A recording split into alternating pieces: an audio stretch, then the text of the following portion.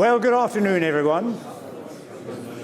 Good afternoon and a warm welcome to the Global Strategy Forum. It's wonderful to see such a splendid turnout, although I have to apologise that we couldn't find a more topical subject for today's event, but you know how that goes. Before we get into the meat of today's talk, I've just got a couple of parish notices to start off with. And the first is to thank most sincerely all of you who have joined GSF recently or who have renewed your annual contributions. These contributions are essential to us and help us keep this wonderful programme of events going. So if you're not yet a contributor, you've been to these events and you enjoy them, please do consider joining the organisation, paying a contribution to help us keep them going. Our future very much depends upon our membership. And if you'd like to do that after then, please speak to Jacqueline Jenks, who's back of the room there, and she'll be only too willing to take your money. The second notice I'd like to give, slightly related to that, is about our next event. Our next event is going to take place in May, and it's particularly special because it's the 20th anniversary of the GSF. Lord Lothian gave the inaugural lecture on the 9th of May 2006, and we wanted to mark that milestone and to celebrate the 2 decades of the Global Strategy Forum. And we're delighted that Sir Richard Moore, Chief of the Secret Intelligence Service from 2020 to 25, will be our guest of honour on that occasion. Now, in the first instance, this will be by invitation to Global Strategy Forum members only, so that is an additional incentive for you to join and pay your fees. And if you needed any greater incentive, it's going to be chaired by Jack Straw. I can hear the clamour starting now. So thank you very much for that. Right, well, today, on to Iran. Iran and the West, can't we be friends, was the original topic of this talk. Quite how that plays out today, I'm not entirely sure. But we're delighted and enormously privileged to have an old friend to come and speak to us on that particular subject, and I can think of no one better qualified to do so. Simon Gass and I go a long way back, a few skeletons in the closet, I suspect.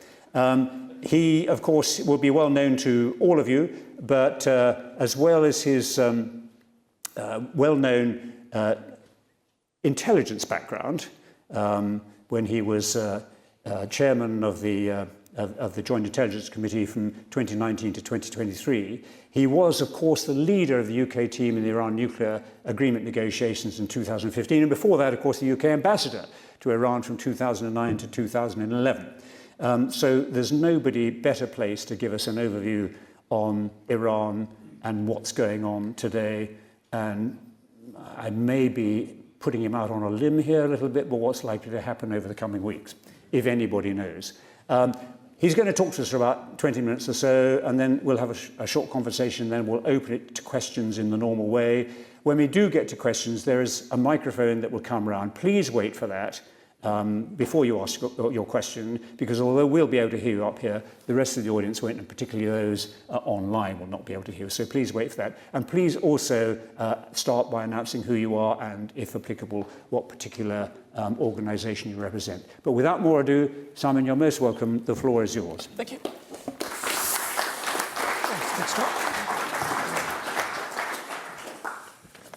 Good. Well, thank you, Jock, for that introduction, and thank you, ladies and gentlemen, for turning out. It's a very unnerving audience where you see in front of you some of the faces of former ministers, permanent secretaries, senior ambassadors and diplomats of all sorts who one looked up to through one's diplomatic career, and some of whom probably did my annual appraisal at various stages.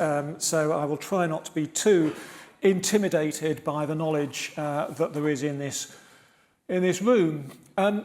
Secondly, as Jock said, the title of this talk, when Jacqueline and I first discussed this several weeks ago, I thought that we should go for a reasonably general title which would be capable of going off in different vectors and different directions. In retrospect, it may not have been the best choice, because I think that if I actually answered the question, Iran and the West, can't we be friends, it would probably be a one-word answer at the moment, because President Trump has decided that no, we can't. Nevertheless, we will talk a little bit perhaps about the position we're in now and how we got there. One of the advantages of doing a talk on Iran at the moment is that, of course, as Jock said, there is huge and understandable interest in the subject. One of the disadvantages is that there is so much commentary on what is happening in the Gulf at the moment that everybody is now an expert on everything from the Strait of Hormuz to the character of the new supreme leader, and there sometimes feels as though there is little more to be said on the subject. As a result of that, probably in my opening remarks, I won't say a great deal about the campaign that's going on at the moment. I'll refer to it, but I don't intend to say too much about it because, frankly, there is a lot of extremely good commentary on that subject in all sorts of places. But I will try to draw out a few themes or questions for what this all might mean as we look into the future. But let me first go backwards a little bit, and I'd want to start with a quote from a great American leader, a businessman, one of the experts in the art of the deal, a dynastic patriarch, and that is Don Vito Corleone, of course. Who you may recall in The Godfather when the five families meet after there's been this disastrous war in which they've all had their children shot and blown up. And Don Vito says, and I won't try to do the Marlon Brando accent, he says, "How did things ever get so far? It was so unfortunate, so unnecessary." And I have to say that when I look back on the history of Iran's relations with the West in recent years, I have considerable sympathy with Don Vito on this. I think it was unfortunate, it is unfortunate, and I think that it was probably, not certainly, but probably unnecessary. After all, in 2015, we negotiated a nuclear deal with Iran, the so-called Joint Comprehensive Plan of Action, which would have kept strict limits on Iran's stockpile of enriched uranium, strict limits on the level to which it could enrich, very, very low levels, and those key provisions would have lasted until 2030. So we would still have some way ahead of us in which we wouldn't be worried to the same degree, at least, by Iran's nuclear ambitions. And I remember in the very last session of the negotiation in one of the conference rooms in the United Nations building in Vienna, the then Secretary of State, John Kerry, told the delegations, he said, "Our countries have today made a choice between war and peace, and that as someone who had in his youth seen war at first hand in Vietnam, he knew that we had taken the right choice." And as I looked round the room, there were some pretty hard-bitten Iranian negotiators on the other side, but I don't think that I'm making it up, where I saw perhaps just a tear glisten in the eyes of one or two of them. And we can talk about all sorts of reasons why the Iran nuclear deal failed. There were technical criticisms of it, although I think it was actually a very good deal, but not a perfect one. And of course, the politics were also critical. But I think the moment for me when I began to understand properly the thought process of those who opposed the deal in Washington and, of course, in some other places was when I was briefing a very intelligent, very courteous Republican senator in an effort.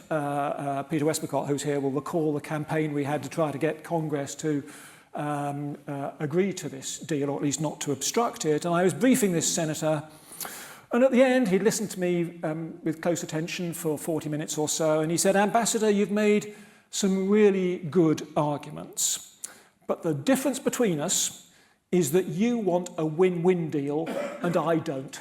And I think that was fundamentally what went wrong with the Iran nuclear deal, that there were still too many people in Washington and in some other capitals who thought that a win-lose deal with Iran was the only acceptable outcome.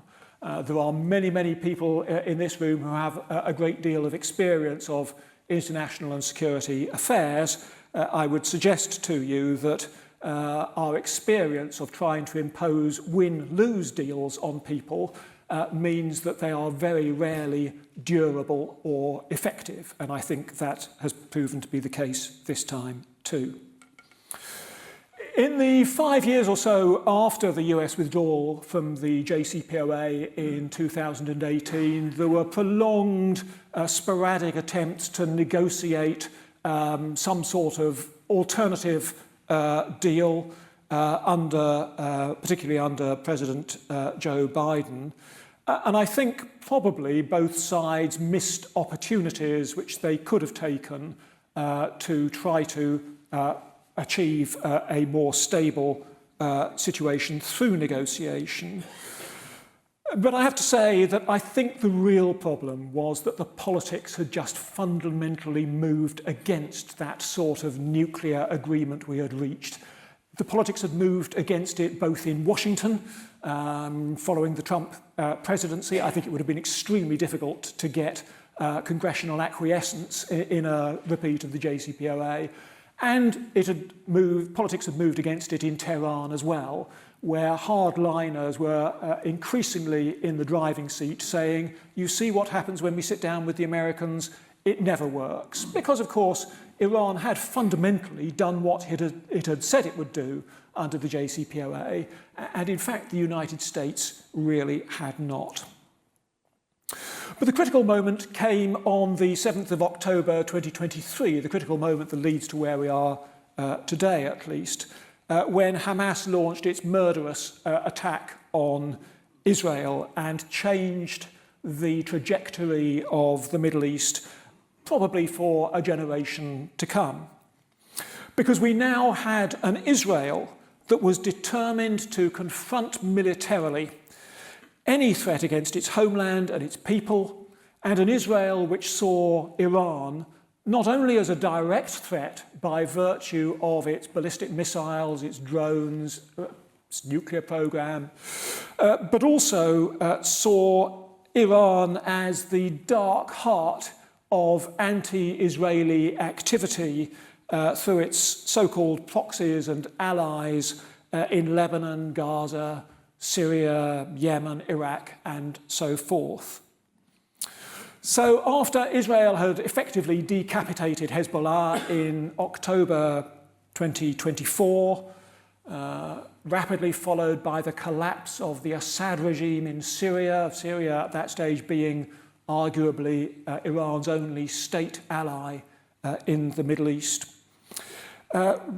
and Israel's assassination of Hamas's leader Ismail Haniyeh in Tehran itself, we were left with an aggressive Israel that felt the need to now turn its attention to Iran, and an Iran which was increasingly worried that its attempts to actually stay out of the political situation after 7 October, discuss if you wish, meant that Iran was likely to be losing its ability to threaten and deter its enemies. So you had two countries that were slightly straining at the leash towards conflict.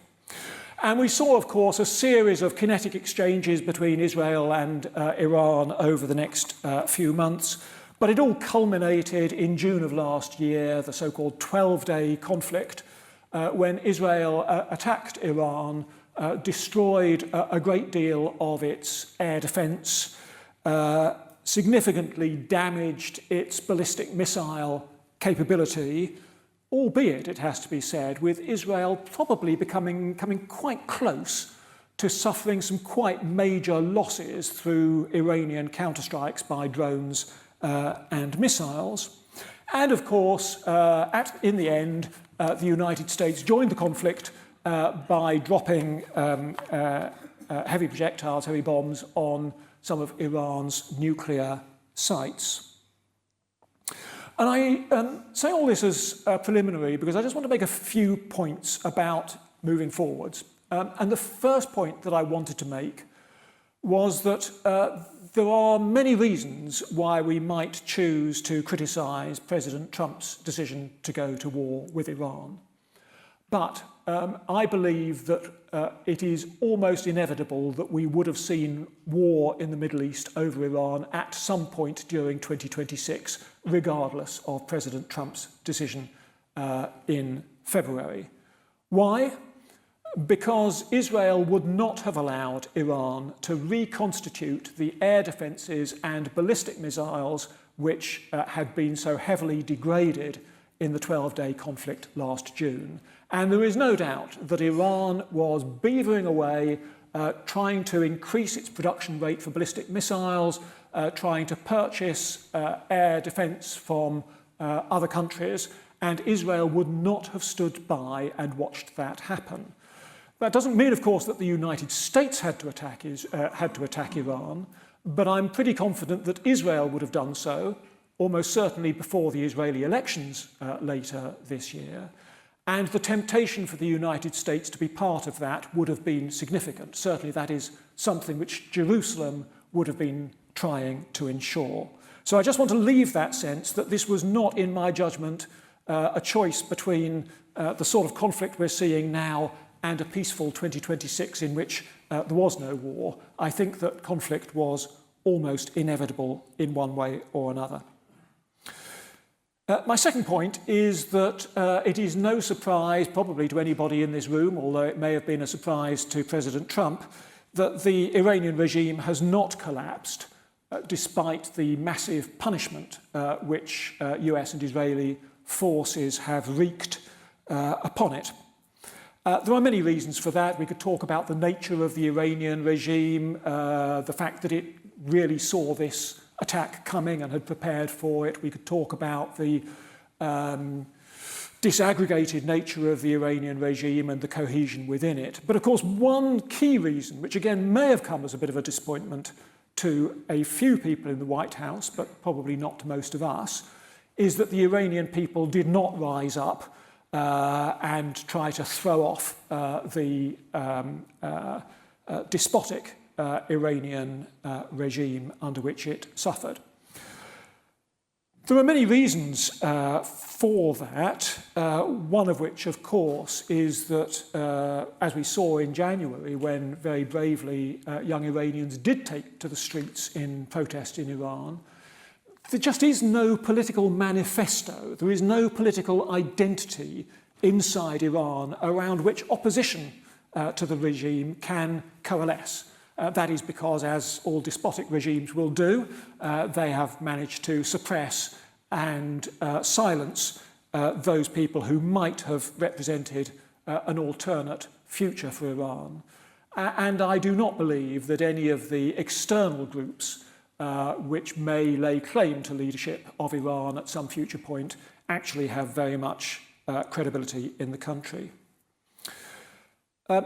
Nevertheless, when we look back on this conflict, and this is my second point really, we may conclude that what has really damaged the regime is not directly the military conflict, which I think we probably expect they will survive one way or another, but the economic consequences of the military conflict, which will further push an Iranian economy which was already suffering from a shrinking currency, rocketing inflation, difficulty in meeting the aspirations of its people, failing infrastructure, and a massive burden of corruption and incompetence. And what was striking about the protests on Iran's streets in January was that arguably for the first time we saw mass protests which were fundamentally more about the cost of living and the difficulty of making ends meet and the responsibility of the government for that situation than they were about political or social freedoms, although of course that was in the mix. And therefore it is quite likely that we will see, whenever this conflict ends, a regime which is still less capable of managing those sorts of problems, and which will, I think, bring the Iranian people out onto the street in some way. Does this mean the regime will be overthrown? Well, perhaps, but the obstacles are still great. We could talk about what sort of Iranian regime will emerge from the current mess, and we could talk about the character of the new supreme leader, Mojtaba Khamenei, who, as far as we know, is still alive. All I would say is that I do not think that he will enter this position with anything like the authority, patronage networks and loyalties which his father had built up over 40 years. Mojtaba Khamenei is not his father, either in experience or, so far as we know, in character. He's not a great leader. He's never shown that capability. He's been very much a backroom person. And under those circumstances, I think it quite likely that the winner coming out of the war will unfortunately be the IRGC and the hardliners. I think it will be harder for Mojtaba Khamenei to play the role his father played, which was to regulate the different factions within the regime and keep them broadly in balance. My third point is that however this war ends, the politics around the Persian Gulf are going to feel rather different, I think. In all likelihood, the Gulf monarchies will have to live with an Iran which is wounded, vengeful, and probably quite unpredictable and unstable. And also an Iran that may have learned that it isn't actually that difficult to close the Strait of Hormuz. You don't need to win the war against the US Fifth Fleet. You just need to fire enough projectiles, mines, all the capabilities which we know Iran possesses in very small quantities in a way which unnerves the shipping industry. So this is going to be quite a difficult problem for the Gulf states to manage, and they will have to think very carefully about how they overcome their anger at Iran for dragging them, as they see it, into a fight which they didn't want, versus the need probably to talk to Iran in some way to achieve greater stability.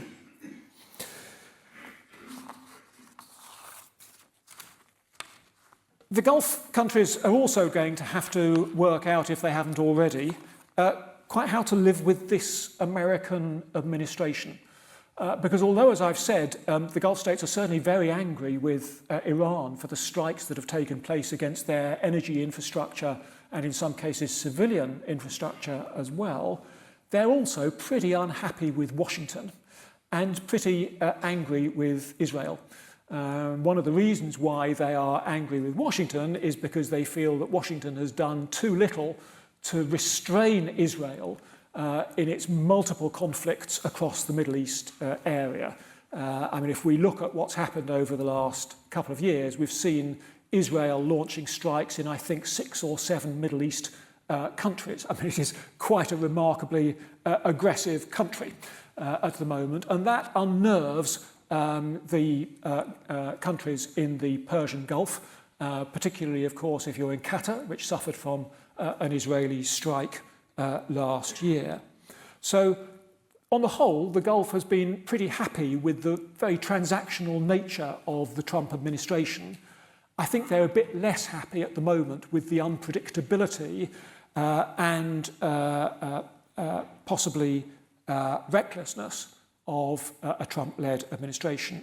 I don't think that means that the Gulf states will turn away from the United States as their main security provider, but I do think that it means that they will have to think quite carefully about how they improve their own defensive capability, and probably some decisions also about energy infrastructure and how you avoid in future being so dependent on a very narrow stretch of water.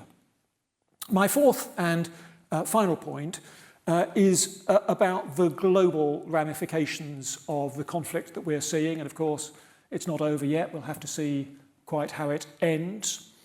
But I think what we can say is that one of the winners, it appears, from this war is Russia. Russia is benefiting from the increased energy price. Russia is benefiting from the relaxation by the United States of sanctions on its hydrocarbons exports.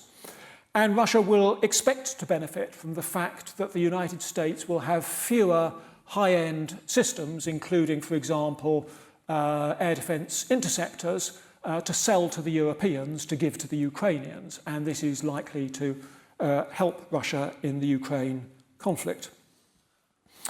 Conversely, this is a bad conflict for NATO. We all in this room would probably accept that this is not a NATO conflict. It is out of area. This is a US conflict which was willingly entered into without consultation. Nevertheless, that is not what at least one person thinks, and that person happens to be the President of the United States. And this is a President of the United States who does not forget a grudge very easily, and therefore we will have to see how this plays out in terms of US relations within NATO, but I can't believe that it is going to have a positive effect. If we want to think of some of the potential negatives, we might be thinking about US troop levels in Europe. We might be thinking about how the United States negotiates trade deals, including possibly with the United Kingdom and the tariff impositions which the United States has introduced. We could see some consequentials for the residual US support which it gives to Ukraine and the way in which it approaches that conflict. So I think that is a negative. China too will be watching closely. And on the one hand, I suspect that if I was sitting in Beijing, I would note the spectacular weight and efficiency of the US military campaign. Because whilst we may be very critical of President Trump's decision-making over the strategy around the war, there's little doubt that the United States has again shown a unique capability to project force and to conduct massive strikes in huge quantities against targets which have been very carefully identified through a ferocious intelligence process. On the other hand, I think that if I was a potential opponent of the United States, I would be looking at how quickly the United States had burned through some of its most advanced capabilities, such as Tomahawk cruise missiles, and I would be thoughtful about that. If I was in Beijing, I would also be saying to countries in the global south, you see, this is exactly what we've been telling you for some years. It is China that upholds the global rules-based international order these days. Just as over Ukraine, the United States and the West has launched or provoked a conflict which is costing your countries severely through the economy and has paid very little attention to the interests of others. We, of course, would not accept that. But nevertheless, I think it's a narrative that has some force. Certainly when I talk to countries from the global south, that is something which I hear a good deal of. So to conclude, we don't know, of course, how the present war will end. I think in Europe, one of the things which I see and which troubles me a bit, actually there are two bits of narrative that trouble me. I am certainly troubled, as we probably all are, by the rather gleeful way in which US leaders celebrate US military achievements without any apparent thought for the people who are on the other end, who are on the receiving end of this. I don't like to hear a US Secretary of State saying that they are going to proceed without mercy. I think there is a risk of trivialising conflict and the destruction that it brings to the lives of ordinary people. But I'm not either a big fan of what I sometimes hear a little bit in Western commentary, which is almost a sense of sort of schadenfreude at the position in which the United States finds itself, this strategic dilemma over the Strait of Hormuz. You know, we may not agree with President Trump. We may have our own view about whether this war was necessary, even whether it was lawful. But we shouldn't forget that the Iranian regime is a pretty awful despotism, which none of us would be sorry to see the end of. We should not forget that opening the Strait of Hormuz is very much in our interest. And we should not forget that however our differences with the United States during this administration may emerge, we have no alternative, we have no better alternative than the United States as a supporter of European security, notwithstanding the difficulties that it is going through. So I think it would be very short-sighted to allow American colleagues to think that in some way people are taking pleasure at the difficulty in which they find themselves. I hope that that is not true. As I say, I don't know whether the United States will manage to open the strait. I think if they do, it will take some time. It will be a formidable task, even for the United States. But I suppose I conclude by reflecting on a quote which is sometimes ascribed to Mark Twain. I think Mark Twain is the author of almost every witticism that you've ever heard of. If it wasn't Oscar Wilde and it wasn't Churchill, it was Mark Twain. Actually, I don't think Mark Twain did say it, but nevertheless it is said that he said that war is God's way of teaching us geography. And I think anybody who didn't know much about the Strait of Hormuz 4 weeks ago probably does now. Thank you.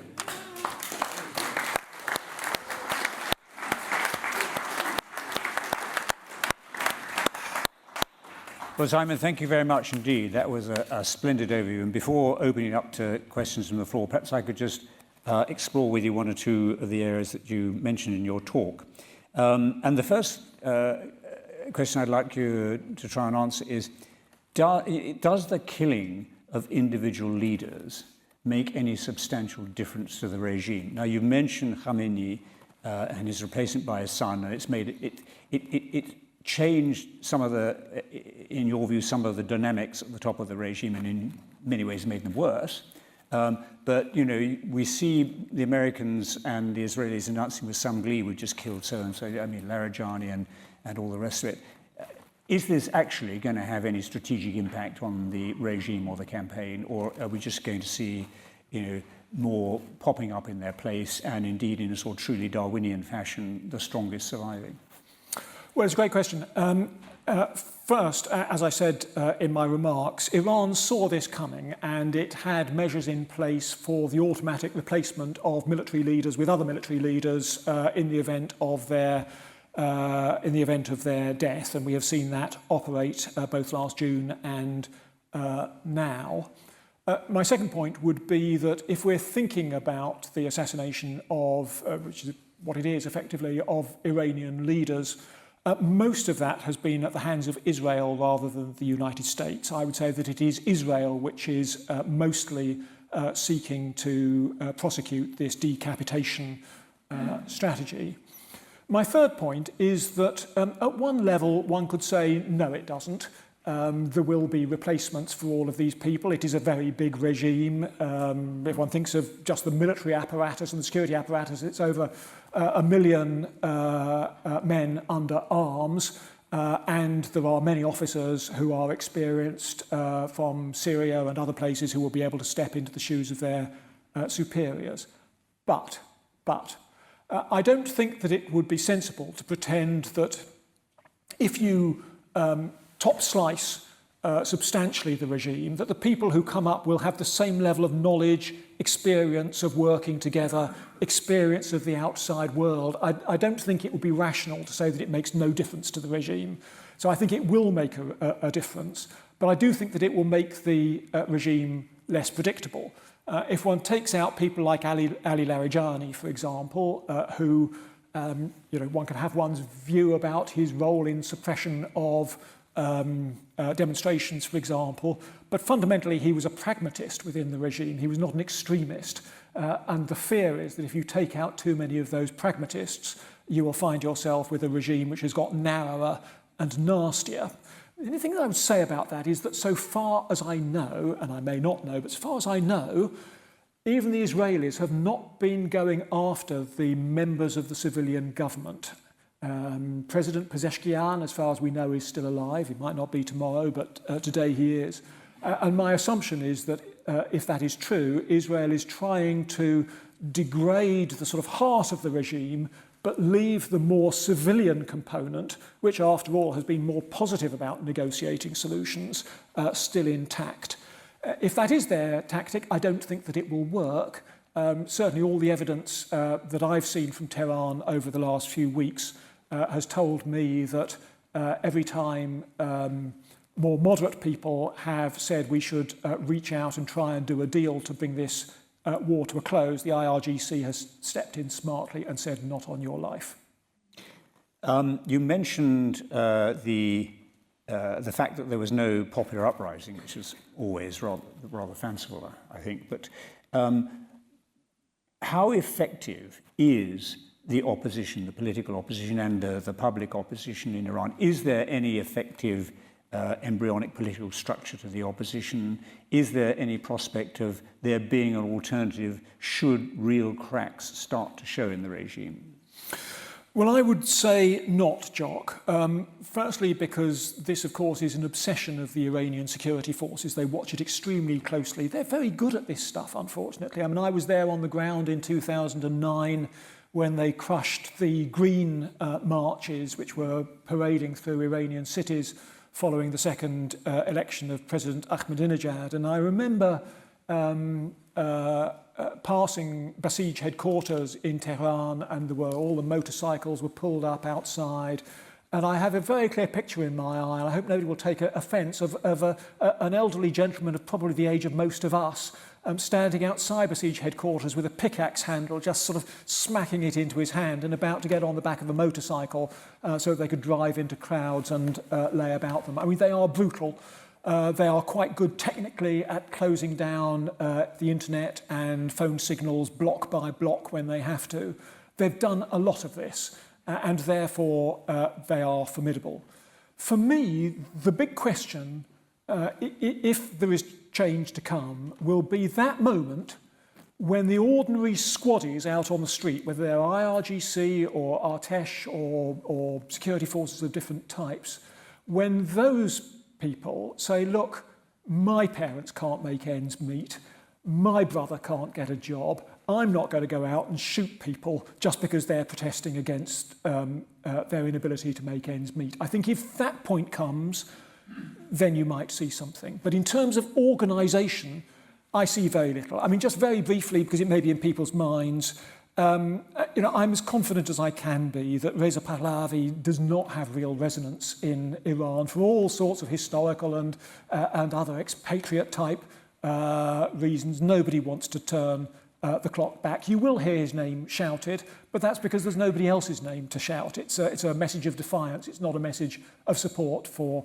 the royal family, former royal family of Iran.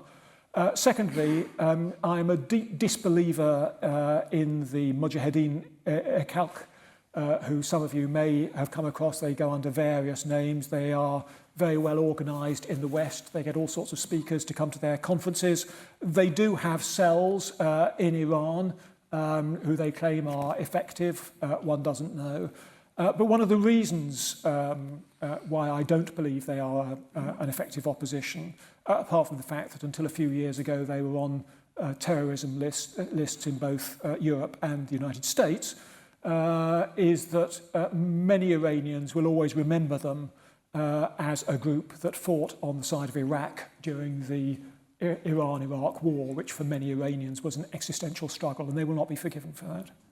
And finally, just you've mentioned the IRGC and the fact that it's become it was already enormously powerful within Iran. It's become even more powerful in terms of the control of the regime with the death of the elder Laranjani. Will there be any impact on the prospects of negotiations with Iran if the IRGC is proscribed, or in the case of the UK, subject to a prescription-like process?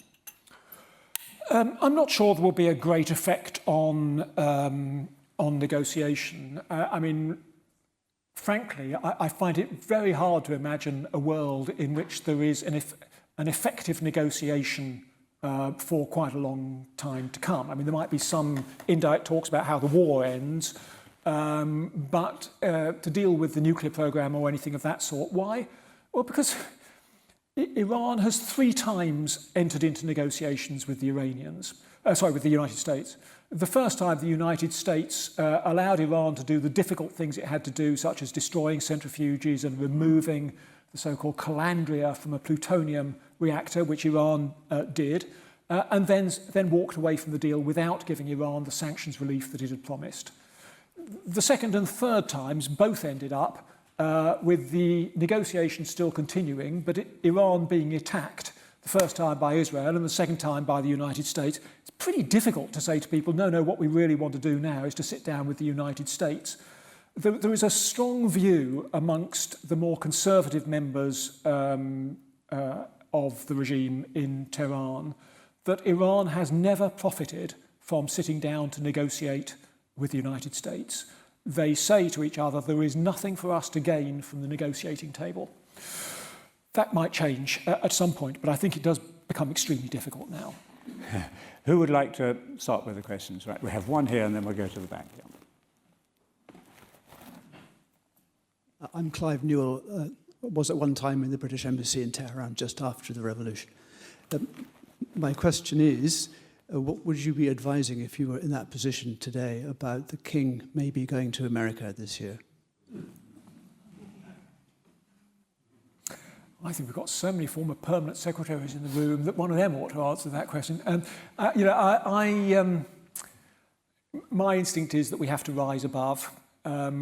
Despite all of the challenges we have with the Trump administration and all of the bile that is spewed by President Trump, as I said earlier, there is really no viable alternative to the United States as a security provider in Europe. Ideas of strategic autonomy for the Europeans, perhaps in 10 or 15 years' time, they might make sense, but they certainly don't at the moment. There is no way in which Europe can replace the space assets, the logistical assets, the long strike capability of the United States if it seeks to defend itself. There is no way in which you can ignore the United States as a trade partner, even if you wish to do so. So my argument would be that probably there would be no better envoy than His Majesty visiting Washington to try to recover some lost ground. But it will require us to swallow hard. Right, the gentleman there with the at the back. Sorry, with the glasses. Sorry. Yeah, thank you very much. I'm Human. I'm PhD researcher on financial crime. I focus on Russia, China, and Iran. To what extent do financial links between Iranian elites and Western economics creates leverage, and how should government respond? And if I might challenge your point, given that we have seen segments of protesters in Iran and diaspora expressing support for figures like Reza Pahlavi, do you think Western analysis may be underestimating the scale or direction of the internal opposition to the regime? Thank you. Thank you.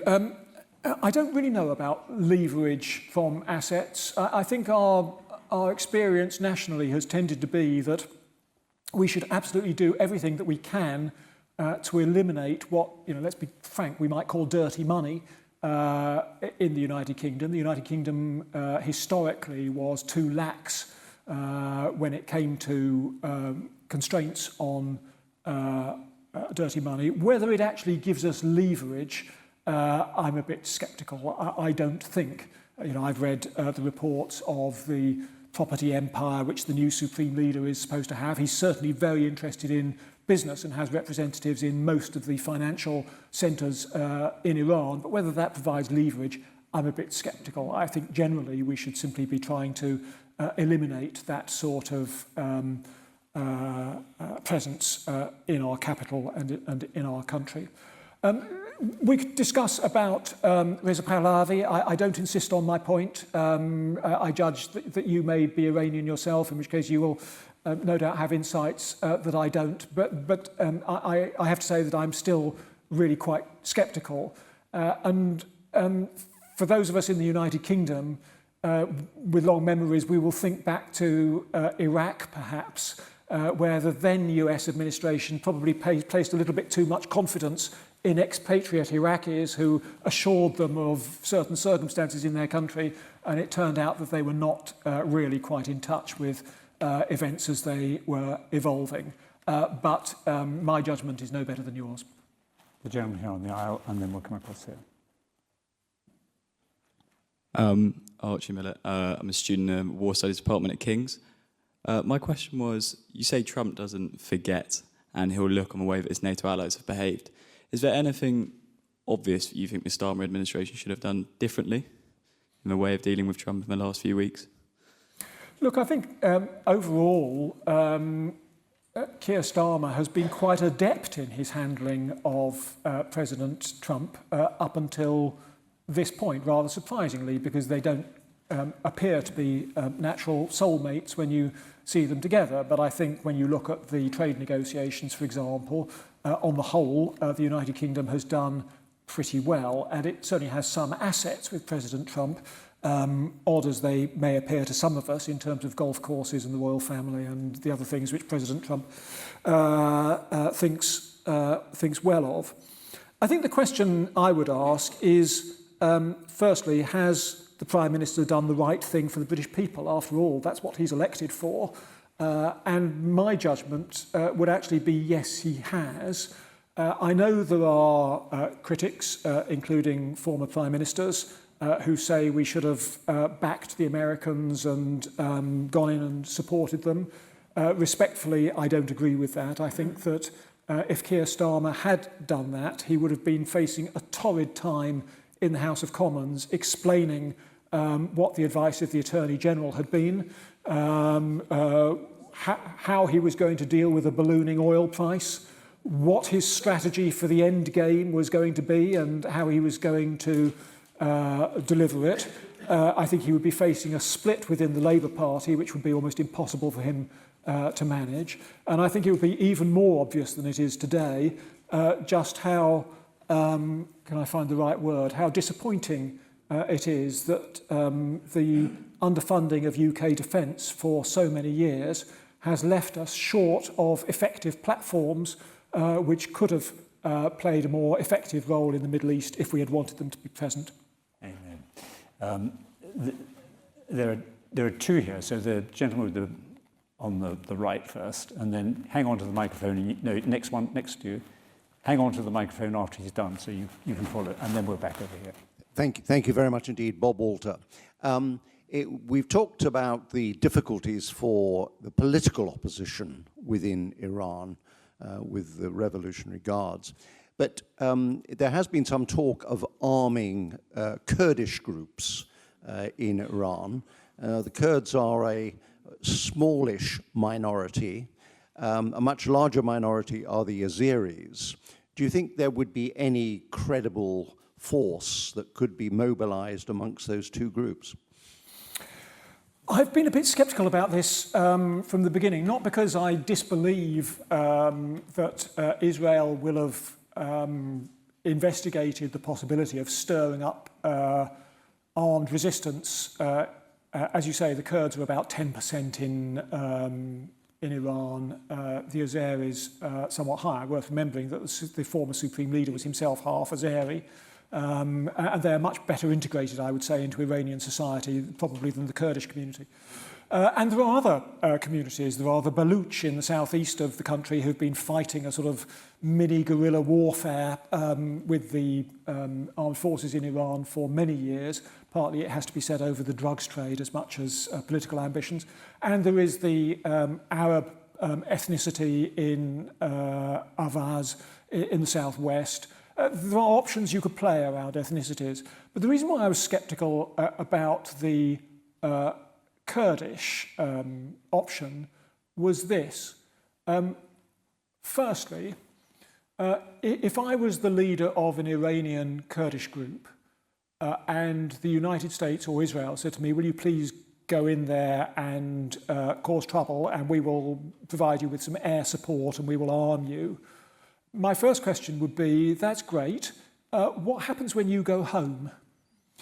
And I think, indeed, I know they have. They would be asking about the experience of General Mazloum, the head of the Syrian Democratic Forces in Syria, the Kurdish forces in Syria, who now takes the view that the United States led him up the river and then left him there once there was a change of regime in Syria, and the United States shifted its interest more towards the government in Damascus.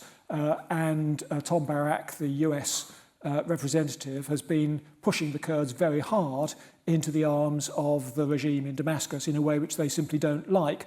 So I think they would be saying, it's fine for us to do this whilst you're there, but are you going to support us thereafter?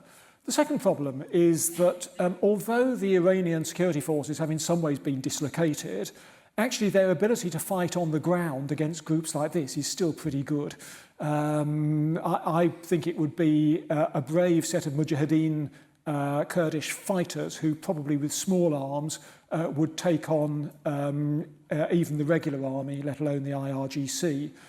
So I could imagine some small-scale dissent brewing in those parts of the country which are not in the sort of 60% Persian heartland, but I'm a bit sceptical as to whether it's going to turn into anything very substantial.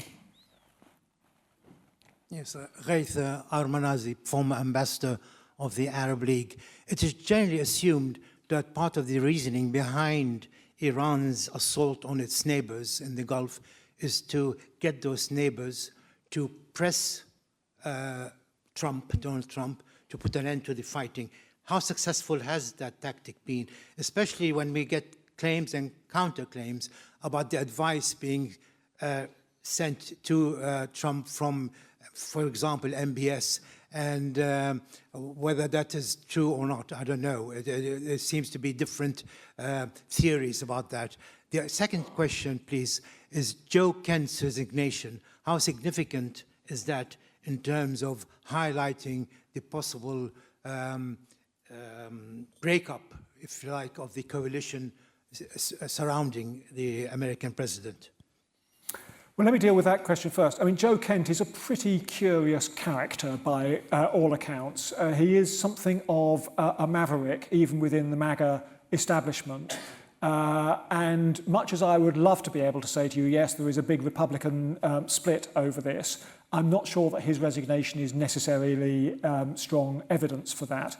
Of course, there are people within the MAGA base who have disquiet about the United States entering into elective war. But there are others in the room who know the United States much better than I do. But two things I think are probably true. One is that as long as US troops are committed in battle, the American people will support them and will swallow some of their disquiet about a war. Secondly, that although the oil price has had an effect on gas prices at the pump in the United States, this is all still far enough away from the midterm elections in November that the MAGA base will be able to recover its belief in Donald Trump before those midterms take place. And I think that is the White House calculation, that there is still time to play with before the United States goes to the polls. On your second question about the Gulf, I mean, it's been very interesting, hasn't it, that at one point early in the campaign, we saw President Pezeshkian coming out and saying, we apologise to our Gulf neighbours, this was all a horrible mistake, and we're not going to do it anymore.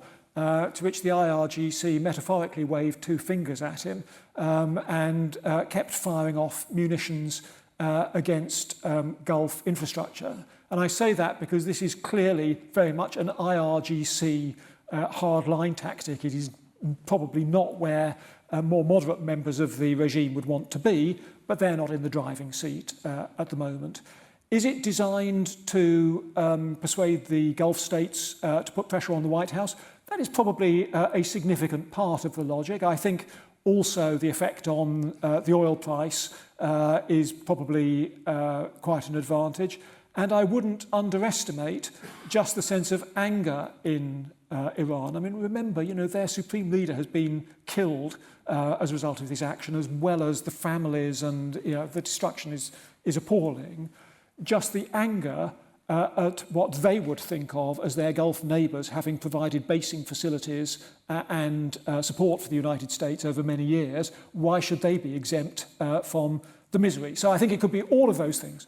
To the extent that it is an attempt to get the Gulf to pressurise Washington, I mean, I think, you know, this may have, you know, some small effect. I mean, I'm sure the phone calls go through to President Trump. He will speak to MBS, he will speak to MBZ, he will speak to Gulf leaders, and he will no doubt listen to what they say. But I don't think that it would make a decisive difference at the moment.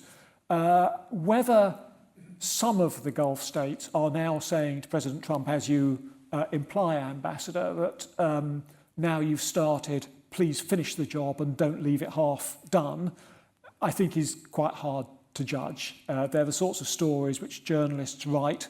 It's often very hard to know exactly how well sourced they are. It could be true, it might not. It's the gentleman in the second row here. Oh, I'm so sorry, Rob. Thanks, Simon. That was fascinating. I'm Christina Lamb from the Sunday Times. It's obviously not very clear what President Trump's endgame is in Iran, but I think what is clear is that Israel and the United States have different endgames. So I wanted to ask you about that and how you see this ending. And the other thing I wanted to ask you was the one proxy that Iran still has, which hasn't been used, is the Houthis. Why do you think that is? Yeah, great questions. I mean, I agree with you. Israel and the United States have they're sort of Venn diagram, aren't they? They have some aims in common in this conflict, and they have some aims which are rather different. I don't think Israel, for example, cares very much about what the global oil price is, or at least they care, but not that much. Israel is perfectly content to see Iran collapse into total chaos in a way which the United States probably does not favour so much. And as some administration officials have briefed journalists, the United States is rather less fussed about regime change than Israel. And I think we see that in the way in which their military strikes are rolling out, respectively. I suppose the key question, Christina, which you imply, is what happens if, probably when, we reach a stage where President Trump wants to stop this and Israel might not. Last June, we saw that Israel did in the end, after one or two false starts, comply with what President Trump was asking of Prime Minister Netanyahu. My best guess is that they probably would this time too. One reason for that, and there could be quite a lot of military reasons connected with munitions and air defence and all the rest of it, but I think one political reason is that Prime Minister Netanyahu is going to have an election to fight later this year. I think he would not want to be in a position in which blue water had opened up between him and the United States and President Trump, who is seen as such a strong ally of Israel, and therefore that as long as sufficient of Israel and the United States' war goals had been achieved in terms of the massive destruction of Iran's offensive capability, then probably Israel would, perhaps reluctantly, agree. As for the Houthis, I mean, as you know, and members through the room will know, we call them proxies. Many of them aren't really proxies. They're sorts of associate members of the club. Some of them have rights to the swimming pool. Some of them can use the billiard room. Some can't. I think the Houthis at the moment do not want to get involved in this at the moment because they are much more interested in the political developments in Yemen, their relations with Saudi Arabia and UAE, and they want to make sure that their position in Yemen is stabilised before opening up another front, particularly at a moment when the United States is not short of one thing in the region, and that is strike capability. And if one of the things which, of course, dissuaded Houthi leaders in the end from pursuing their strikes in the Red Sea was the fact that increasingly countries were prepared to go after Houthi leadership. And I think that concentrates the mind wonderfully. So I think for the moment the Houthis want to sit this out. Whether they will do so forever, I think is a question which I find hard to answer. But of course what you say is of critical importance, because if the Houthis were striking against Yanbu in the port on the west coast of Saudi Arabia or against Red Sea shipping, that would send the oil markets into a further dizzy spin, which would be pretty unpleasant. Well, I'm very sorry, but we have run out of time. We could go on all afternoon, of course, but as you know, we have a hard finish time of 2 o'clock, and we must stick to it. We've run out of time. I'm sorry. We finish at 2. Those are the house rules. So ask afterwards. We have another 2 minutes. You can't argue with the chair. There's No, a I'm sorry. phrase in the military which says, don't fight the white. This is it. Because we've got everyone out here by 2. I mean, 2 things, first of all. I want to give a very warm vote of thanks from all of us to Simon Gass for what's been an absolutely fascinating and enjoyable afternoon, and in what could not be a more appropriate time. I'm sure we all leave here feeling better educated. I'm not sure we leave feeling more cheerful, but that's the state of the world. But thank you very much indeed.